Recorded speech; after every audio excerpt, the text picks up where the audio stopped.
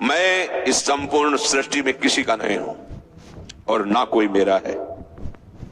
मैं नित्य प्रभु का हूं और प्रभु मेरे हैं। यही मेरा दृढ़ विश्वास है, यही टेक है। ऐसी टेक जब हो जाती है तब कोई कर्तव्य कर्म नहीं बचता, ध्यान रखना। इसीलिए गोस्वामी जी ने कहा है, बिगड़ी जन्म अनेक की अब ही सुधरे। आज अभी इसी क्षण अगर ये स्वीकार कर लो, पर इस स्वीकृति की परीक्षा होगी कि आपका इस संसार में कोई है।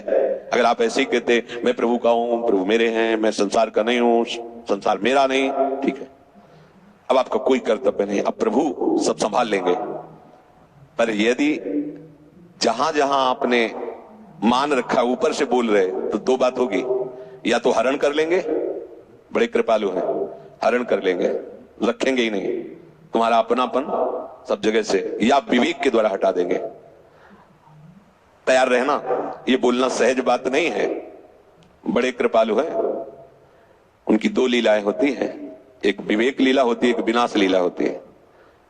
तो अगर आप ये बोलने की हिम्मत कर रहे हैं कि संसार में कोई भी मेरा नहीं है और मैं इस संसार में किसी का नहीं हूं, तो जिन जिन को अपना माने हुए हैं आप तैयार हो जाइए।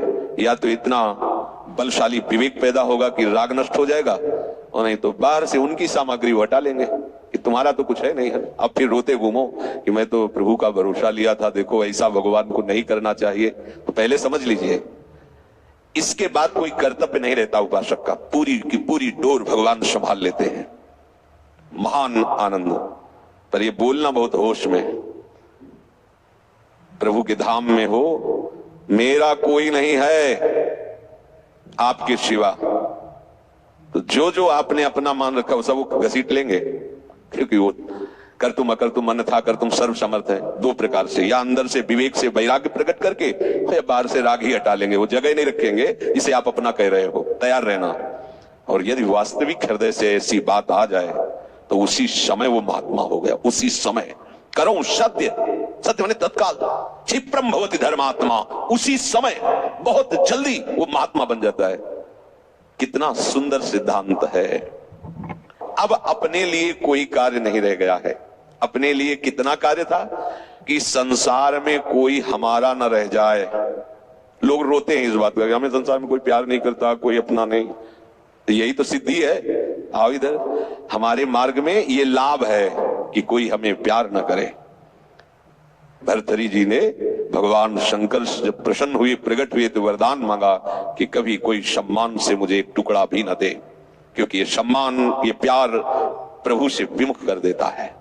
देखो हम जी तुम्हारे बिना जी नहीं सकते, तुम चले गए तो मेरा क्या होगा। अब वो उसकी बात में ही समझो तुम्हें कितना प्यार कर रहा हो। क्या कह रहा है? तुम चले गए तो मेरा क्या होगा। ये प्यार है? क्या सोच रहा है वो? मेरा क्या होगा। बस पकड़ लो, कोई तुम्हारा नहीं। कोई तुम्हें जो बहुत प्यार करता हो उसकी बात सुनना, उसमें आप अगर विवेक जागृत है तो उसमें गंध मिलेगी केवल स्वार्थ की, केवल स्वार्थ की। कहीं किसी कोने में तुम्हें प्यार नहीं मिलेगा। पूरी प्यार की जो स्वांग भरी वृत्ति है उसमें केवल स्वार्थ नृत्य कर रहा होगा, केवल वासना नृत्य कर रही होगी, केवल कामना का तांडव होगा। बस विवेक से देखना, अगर विवेक नहीं तो सब फंसे हुए तो उसी में है। रहो न कबहू कतहु कछु मेरो अपनो काम, यह है जीवन मुक्तता, किसी साधन से नहीं, केवल प्रभु। इसीलिए बार बार चर्चा में कहते हैं आश्रय से बढ़कर कोई बात नहीं है। मेरे प्रभु, मेरा कोई नहीं। देवर्षि नारद जी अपने पूर्व जन्म की बात जब भगवान श्री कृष्ण द्वैपायन व्यास देव जी को बताते हैं तो कहते हैं, एक माँ थी जब वो मरी तो मुझे बहुत आनंद आया कि भगवान ने एक बंधन था वो भी समेट लिया, आप तो बस निर्विघ्न में चल पड़ा भगवत प्राप्ति के लिए। ये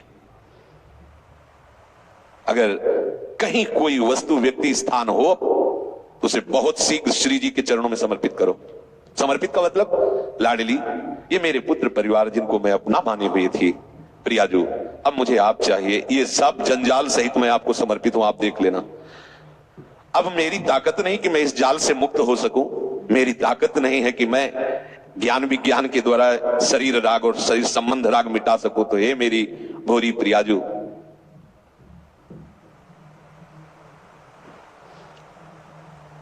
मैं जैसा भी हूं बस आपका, आप समान। वो बहुत मृदु भाव से समेट लेंगे आपका राग, निश्चित।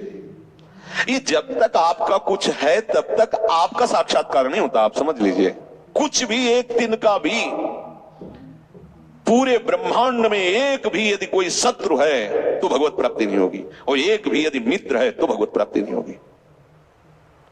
राग रहित प्रीति, स्वार्थ रहित संभाव, अद्वेष्टा सर्वभूतानाम मैत्रः, सबके प्रति मित्र भाव, लेकिन ममता रहित।